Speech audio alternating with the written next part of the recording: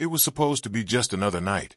Denzel Washington walked onto the stage, smiling, confident, exuding the calm and legendary aura that everyone had come to expect from him. The audience cheered, the host cracked jokes, and the clips from his latest role played on the big screen behind him.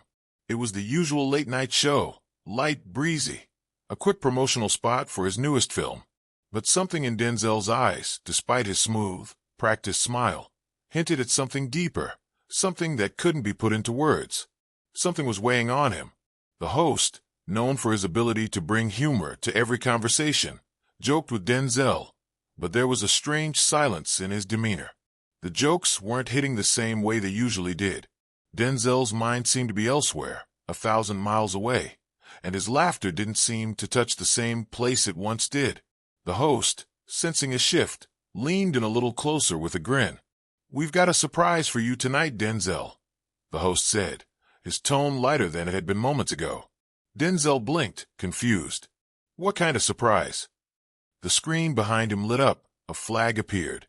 It was the flag of Burkina Faso. A few murmurs rippled through the audience. Denzel's smile faltered, and his brow furrowed. What was this? The host, clearly excited, gestured toward the screen. "Live from Burkina Faso," the host said. "Let's see who's on the line." Denzel stared at the screen. The flag slowly faded, revealing the face of a man. His English, laced with a French accent, echoed through the room. "Good evening, Mr. Washington. This is Ibrahim Traoré, President of the Transition of Burkina Faso," the voice said calmly. The air in the room froze. It wasn't just the audience. Denzel's whole body stiffened, his smile evaporating in an instant. The audience, caught off guard, fell silent. For the first time, the host didn't crack another joke.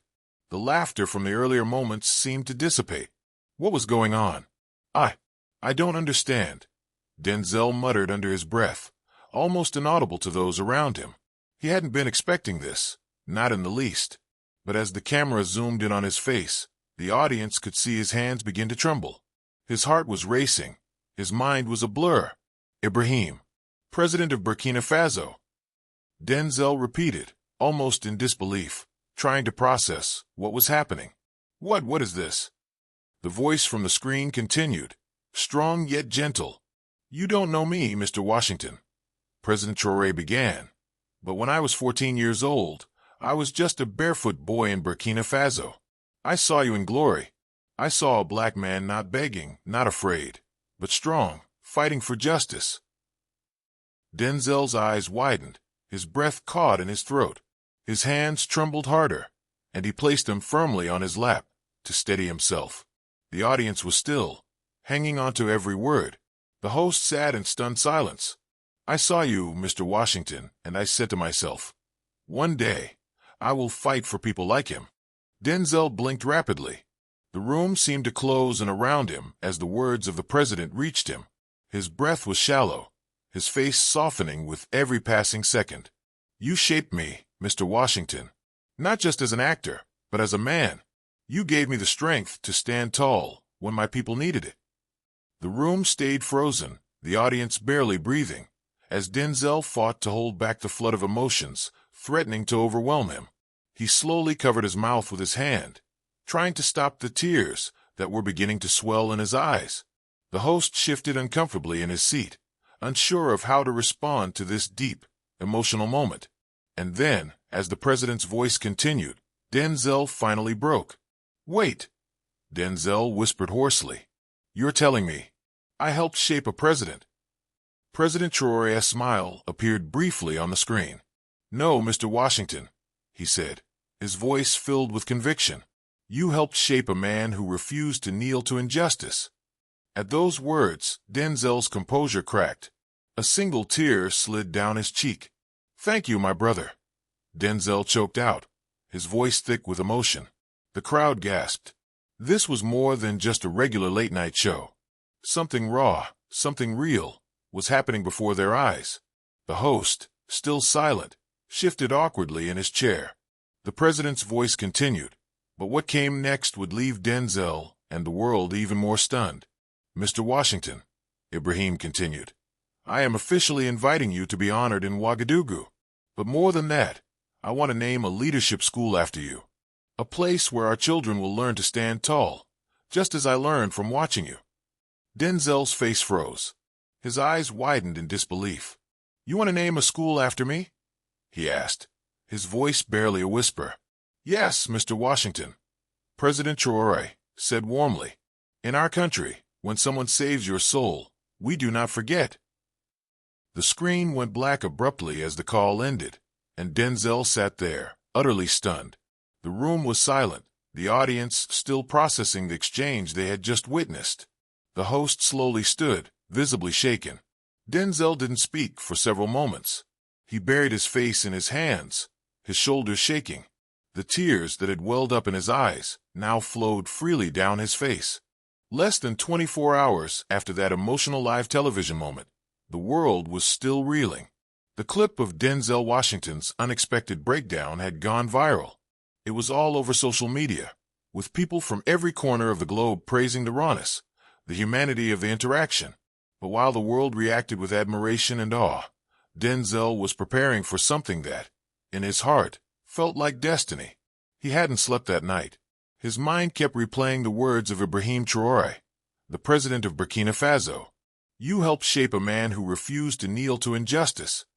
The words echoed in his head, louder than any movie line he had ever spoken, more profound than any role he had ever played. For the first time in years, he felt like the fame he had earned, the accolades, the roles, it all paled in comparison to this. His entire life had been about achieving greatness in Hollywood. But this was different. In the early hours of the morning, Denzel made a decision. He wasn't going to let this moment slip away. He wasn't going to ignore the call of a country that had, somehow, found inspiration in his work. With a quiet resolve, he booked the first available flight to Burkina Faso. There would be no entourage, no fanfare, no red carpets. Just him and a small backpack. The flight was a blur, and as the plane soared above the clouds, Denzel looked out the window, deep in thought. "I don't know what I'm walking into," he whispered to himself, "but I know I have to go." The next day, the sun was high over Ouagadougou, the capital of Burkina Faso. The streets were alive with the hustle and bustle of everyday life. Children playing, women selling vegetables, men chatting in the shade of trees. But for all the ordinary chaos around him, Denzel felt a deep sense of anticipation. As his flight touched down, there was no massive crowd waiting for him. No cameras, no flashing lights. Just a black SUV waiting at the tarmac, with a single figure standing next to it. It was Ibrahim Traoré, the president, dressed simply in a white shirt and dark trousers. No medals, no presidential garb. Just a man who had spoken from his heart. Denzel stepped out slowly, the air warm against his skin, his footsteps echoing on the tarmac. As his eyes met Ibrahim's, something unspoken passed between them. It was a bond that had been forged not by power or fame, but by respect and shared understanding. They embraced, not as a celebrity and a leader, but as two men whose lives had unexpectedly crossed in a way neither could have predicted. "I'm honored you came," Ibrahim said, his voice soft but full of meaning. Denzel, still processing the enormity of the situation, smiled faintly. "I didn't come as a star. I came as a brother." The SUV drove them through the dusty streets of Ouagadougou, passing by markets where people shouted greetings and children ran barefoot, laughing. No one knew who was inside. To them, it was just another black SUV driving through the city. They arrived at a modest house, made of sun-worn clay and tin. The air was thick with history, with stories, with memory. Ibrahim led Denzel inside, and there was no luxury, no grandeur, just the simplicity of a life lived with purpose. The walls were adorned with old photos, some faded, others still bright with memories. But the most striking thing in the room was an old woven mat, a symbol of humble beginnings. "This was my home," Ibrahim said quietly, his voice full of reverence. Denzel was silent for a moment, his eyes taking in every detail, every corner of the room. He could sense the weight of this place. It wasn't just a house. It was a monument to the roots that had shaped the man before him. Ibrahim handed him a picture, wrinkled, well-worn. It showed a young boy clinging to the hand of a woman, his face beaming with joy. She was his mother, the one who had raised him. She's still alive, Ibrahim said softly. Denzel studied the photo for a moment, and then his eyes lifted to Ibrahim's. Where is she now? Ibrahim's jaw tightened slightly. She still works cleaning classrooms in a rural school. Denzel was taken aback by the simplicity of it all. She never asked for help? Ibrahim shook his head, a small smile tugging at the corner of his lips. No, she always said, God gave me legs. I'll use them until he takes them. They left the house, and as they drove through the winding roads of the village, Denzel couldn't help but think of the image of Ibrahim as a child, clinging to that woman's hand. It was a connection, a bond forged in the very soil of Burkina Faso. And now, the same woman had shaped a leader, a man who had taken on the mantle of responsibility for an entire country. After some time, they reached the school, a humble place, full of life despite its modest appearance. Children ran around barefoot, their laughter filling the air as they drew in the dust with sticks. And then Ibrahim pointed. There she is, he said, his voice almost reverent. Denzel followed his gaze. She was bent over, sweeping the ground with a broom. The same woman from the picture, still with the same strength in her eyes. Ibrahim rushed forward, his arms open. The woman, seeing him, let out a gasp, and the two embraced, holding each other tightly. Tears welled in Ibrahim's eyes as he whispered something to her in a language Denzel couldn't understand. Denzel stood frozen for a moment, watching the scene unfold before him. The woman, still holding the broom, now turned to face him. Her hands trembled as she looked up at him. For a moment, it seemed like time had stopped. You're him, she whispered, her voice filled with awe. Her eyes were wide, searching his face, trying to understand. Denzel felt his heart twist as he stepped forward, his voice barely a whisper. Yes, it's me. In that moment, something inside him shifted. This wasn't just a trip to a foreign country. It wasn't just about visiting a leader or witnessing a history he had only ever seen from a distance. This was personal. This was sacred. The sun hung low in the sky as Denzel stood by the school's gate, watching Ibrahim and his mother embrace. The scene was humbling, raw, and as real as it could get. There were no cameras, no flashy lights, just two people who had carried the weight of history on their shoulders. Ibrahim's mother, Maman Hawa, was still a woman of strength, even in her advanced age. Her hands were rough, worn by years of hard work, yet her eyes still held that fire, that fierce spirit that had carried her son through his childhood and helped him rise to the presidency. Denzel felt a lump in his throat as he watched them. The bond between them was undeniable, the love and respect they shared transcending words. This wasn't just a leader and his mentor. This was a mother and her child, forever connected, forever bonded by the struggles of their past. Ibrahim gently pulled away from Maman Hawa, his voice thick with emotion. This is her, he said quietly, his eyes still locked on the woman who had given him everything. She never asked for anything in return, not even for me to become the president of this country. Denzel's heart tightened in his chest.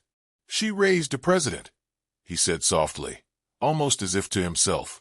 Ibrahim nodded, his face a mixture of pride and reverence. She raised a man who refuses to forget his roots. Maman Hawa, still standing in front of Denzel, smiled faintly. Her eyes glistened with tears, but she didn't let them fall. She was strong, unyielding. Her hands, trembling as they reached up to touch Denzel's face, seemed to carry the weight of 1,000 untold stories. You are the one I saw on the screen when Ibrahim was just a boy. You gave him hope when he had nothing.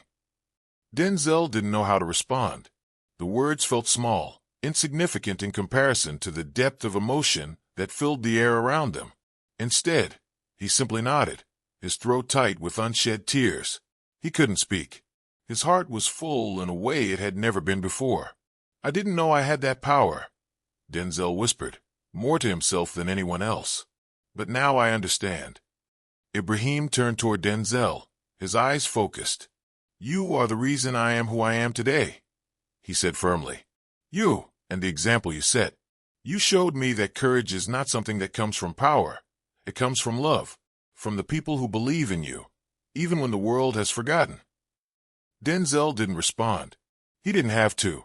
The message had already been received. There was no need for further words. They were standing on sacred ground now, a place where the true meaning of leadership, of service, had been forged. After a few quiet moments, Ibrahim motioned for Denzel to follow him. They left the school grounds and headed toward a small, modest building at the edge of the village. The structure was worn, but it had a certain charm to it, an air of history, of memory. Ibrahim opened the door and gestured for Denzel to enter. "This is where it all began," Ibrahim said softly, his voice filled with reverence as he led Denzel inside. The room was simple, filled with old books, journals, and maps. But what caught Denzel's eye was a framed photo on the wall, showing a much younger Ibrahim and his mother, both laughing. It was the kind of photo that spoke volumes, without uttering a single word. A moment of pure happiness in a life that had been anything but easy. Ibrahim moved towards a small wooden desk in the corner, where a notebook lay open. He picked it up and handed it to Denzel. "This," Ibrahim said, "is my treasure." The notebook was filled with handwritten notes, dreams, aspirations, and plans for a better future for Burkina Faso. The pages were worn, some of the ink faded with time, but the vision was clear. Denzel ran his fingers over the pages, each word written with a sense of urgency, a desire to make things better. He could feel the weight of those words, the hopes and dreams of a young boy who had once had nothing, but had never given up. "I wrote this when I was younger," Ibrahim said, his voice quiet, almost reverent. "I wrote about the future I wanted to build for my country. I dreamed of a better Burkina Faso, one where people didn't have to struggle just to survive." Denzel nodded, understanding. He flipped through the pages, reading the words as though they were his own. He could see it. Ibrahim had always known what he wanted, even if he didn't have the means to achieve it. It was the kind of determination that only came from someone who had endured hardship, someone who knew what it was like to fight for everything. "This is your legacy," Denzel said softly, turning the pages with a sense of awe. "You built this, not with money or power, but with your heart." Ibrahim smiled faintly, his eyes filled with emotion. "I didn't do it alone," he replied. "I had the strength of my mother behind me. She gave me everything when I had nothing." Denzel closed the notebook gently and placed it back on the desk. "And now you're giving it back." Ibrahim nodded. "Yes, I'm giving it back to the people, to the next generation, to the children who deserve a better future." For a long moment, neither man spoke. They stood there, in the quiet of the room, surrounded by the dreams of a young boy who had become a leader. It was a moment of pure reflection, a recognition of everything that had been sacrificed, everything that had been fought for. They both knew that what they were doing now, what they were about to build, would shape the future for generations to come. The following day was quiet, and yet it felt like everything was moving at full speed. Denzel had never felt more at peace, nor more restless. As the day unfolded, he couldn't shake the feeling that he was standing on the edge of something profound, something life-changing, something that could not just change the course of his own life, but the course of a whole nation. Ibrahim and Denzel had spent the previous hours together, discussing everything from the future of Burkina Faso to Denzel's work in the United States. But there was one thing that kept coming up in every conversation: Maman Hawa. The strength of her character was undeniable, her influence palpable. The more Denzel heard about her, the more he realized how little he truly understood the weight of leadership, of sacrifice, until now. Later that afternoon, Ibrahim suggested they visit a community center on the outskirts of Ouagadougou, a place that had been integral to the lives of many children, and one where Maman Hawa had worked tirelessly, teaching and providing for those who had little to no access to education. The center was basic, a small building with a handful of classrooms, but the energy inside was something else. The children here were full of joy despite the challenges they faced, their laughter filling the air as they played games or studied together. "Do you see that?" Ibrahim asked, pointing to a group of children huddled around a table, their eyes focused intently on the lesson before them. Denzel nodded slowly, his gaze softening. "It's hard not to notice," he said, his voice quiet but full of admiration. "These kids are something else. They are the future of this country," Ibrahim said, his voice full of pride. "And many of them wouldn't be here if it weren't for Mama Hawa." Denzel looked around the room. He could feel the weight of those words in his chest. Here, in this Mata Center, the future of Burkina Faso was being forged by a woman who had given everything to ensure these children could have the opportunity to thrive. Ibrahim's words rang in his ears. "You lead not through power, but through love, through sacrifice." As they walked through the rooms, one of the teachers approached them, smiling widely. "Mr. Traoré, Mr. Washington, thank you for visiting our humble school," the teacher said, bowing slightly. "It's an honor," Denzel replied, shaking the teacher's hand. "You're the one who gave us the hope to keep going," the teacher continued, her voice filled with gratitude. "It is because of your example, Mr. Washington, that we continue to stand strong, teaching these children, making sure that their dreams are not forgotten." Denzel felt a lump in his throat. He wasn't sure if it was the warmth of the teacher's words or the realization that everything he had done in his career, every role, every speech, had somehow led to this moment, but something inside him shifted. The weight of it all was almost too much to bear. He had always known the power of film, the way stories could move people, but he had never known how much power they could have in real life. In a place like this, where real change was happening, his work had transcended entertainment. His work had become a source of hope. "I didn't know," Denzel began, his voice breaking. "I didn't know my story had this kind of power. I only hoped to inspire." "You've done more than that," Ibrahim replied. "You've helped create a future." The afternoon passed in a blur.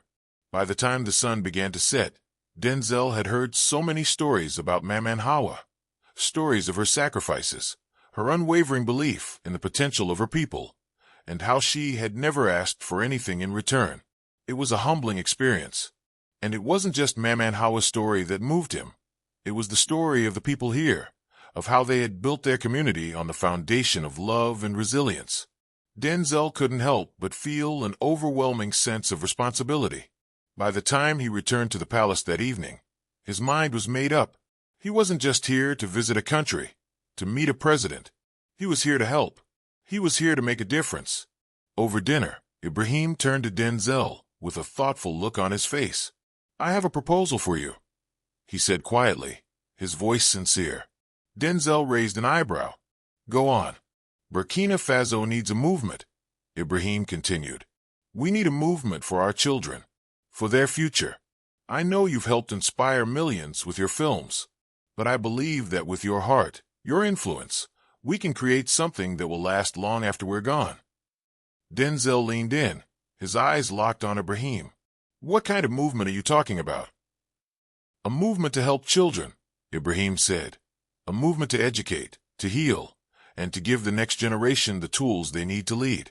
I want to build a foundation in Mama Hawa's name, a foundation that will help children all over the country. And I want you to help me." Denzel sat back in his chair, taking a moment to digest what Ibrahim had said. He thought of the children he had seen today, children who, despite their challenges, were full of hope.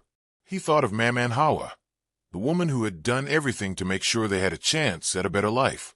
And he realized that this was the kind of legacy he wanted to leave. "I'll do it," Denzel said finally, his voice steady. "I'll help you build it. For the kids. For Mama Hawa." Ibrahim smiled, his eyes full of gratitude. "Thank you, my brother." The next few days were a whirlwind. Denzel and Ibrahim worked together to lay the groundwork for the foundation. They planned fundraising efforts, education programs, and community outreach initiatives. But it wasn't just about building a school or creating a movement. It was about honoring the legacy of a woman who had given everything for the future of her people. And it was about ensuring that future leaders, like Ibrahim, would continue to carry her vision forward. By the time Denzel prepared to leave Burkina Faso, he knew that this was just the beginning. The foundation would grow, the movement would spread, and the legacy of Mama Hawa would live on for generations to come. The final morning in Burkina Faso arrived quietly, yet Denzel felt the weight of it more than any other. He had spent the last few days immersed in the story of Maman Hawa, the woman who had raised a president and, unknowingly, changed the world. Her legacy was not just about the work she had done or the sacrifices she had made. It was about the unwavering belief she had in the potential of others, especially the children who would one day carry her work forward. And now, Denzel was going to help make sure that future was secure. The plane back to the United States was already scheduled. His flight was in a few hours, but before he could leave, he had one last thing to do. He stood outside the palace early that morning, watching the sun rise over the village. It was a peaceful moment, the kind of tranquility that only comes after an intense journey. Ibrahim had gone to attend a meeting with local leaders, and Denzel had decided to take some time alone. He walked to a small bench under a large baobab tree, the same one where Maman Hawa had once sat, and sat down slowly. His mind wandered back to everything that had happened: the call, the tears, the promises, the way the entire nation had come together to honor one woman, and the way her spirit had touched hearts across the world. But even more than that, Denzel thought about the lesson that had been taught to him. The true measure of leadership, of greatness, was not in the titles or the fame, but in the way you impacted the lives of others. It was in the love you gave, the sacrifices you made, and the way you led by example. In that moment, Denzel knew that this wasn't just about building a foundation or helping with fundraising. It wasn't just about being a celebrity helping a cause. It was about something deeper, something that transcended borders, races, and backgrounds. It was about humanity, compassion, and the realization that, sometimes, the simplest acts of kindness can change everything. The night before, Denzel had sat with Ibrahim, discussing the future of the movement they were building. They had spoken about the next steps, about how to honor Maman Hawa's legacy in the most meaningful way possible. But it was a conversation that had no easy answers. The work they had begun would take years, possibly decades, to fully realize. But it had to start somewhere. Denzel, Ibrahim had said, his voice steady, this foundation is just the beginning. I want it to be a beacon of hope, not just for Burkina Faso, but for the entire world. I want the world to see that leadership is not about power. It's about giving everything you have for others. Denzel nodded in agreement. And it's not just about education, he had replied. It's about showing people that their voices matter. That one person can make a difference. And now, here he was, just hours away from returning to Los Angeles. He felt a profound sense of responsibility. As he sat under the baobab tree, the same tree where Maman Hawa had taught Ibrahim about strength and resilience, he made a promise to himself. This mission, this cause, would never leave him. It wasn't just a fleeting visit or a temporary commitment. It was a lifelong journey. The sun rose higher, the light spreading across the village, casting long shadows over the dusty roads and simple houses. Soon, Ibrahim returned, his meeting finished. He found Denzel sitting on the bench, lost in thought. "Are you ready to go?" Ibrahim asked, standing beside him. Denzel nodded, but there was a quiet strength in his eyes, a resolve that hadn't been there before. "Yes," he said, "but before I leave, I have one last thing to do." Ibrahim raised an eyebrow, intrigued. "What's that?" Denzel stood up slowly, walking toward the large tree. As he approached, he reached into his pocket and pulled out a small necklace, his father's necklace, the one he had worn since he was a child. It was simple, made of worn leather and a small pendant, but it held great significance for Denzel. It had always been a symbol of strength, of family, of legacy. He walked to a small stone altar beside the tree, a place where people often left offerings, and placed the necklace there, gently. He whispered something under his breath, a prayer of sorts, a prayer for Maman Hawa's soul, for Ibrahim, and for the children of Burkina Faso, who would one day lead the country into a new era. "I promised her I'd take care of this," Denzel whispered, his voice soft but full of meaning. "She shaped a president, and now it's our turn to make sure her legacy lives on." Ibrahim stood silently beside him, his eyes fixed on the necklace. Then, with a slow nod, he placed his hand on Denzel's shoulder. "She will live on," he said quietly. "Her spirit will guide us." And as the wind gently rustled the leaves of the baobab tree, Denzel realized something. This wasn't just a moment of personal growth. This wasn't just about him connecting with his own roots. It was about a worldwide movement, a reminder that leadership is about more than titles, more than fame. It's about a deep, unshakable love for those you serve. Before they left the village, a small ceremony had been organized. The children from the school gathered, along with members of the community.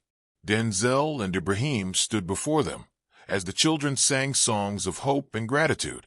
Denzel couldn't help but feel overwhelmed by the sheer power of the moment. He was no longer just an actor. He was part of something much bigger. He was part of a legacy that would span generations. As the ceremony concluded, the villagers sang one last song, a song of farewell. Denzel stood with Ibrahim, both men watching as the children danced around the fire, their laughter filling the air. For a moment, everything seemed still. The world was full of potential, of promise. And Denzel knew that this was just the beginning.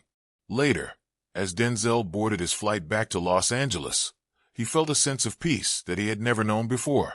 His heart was full, his mind at ease.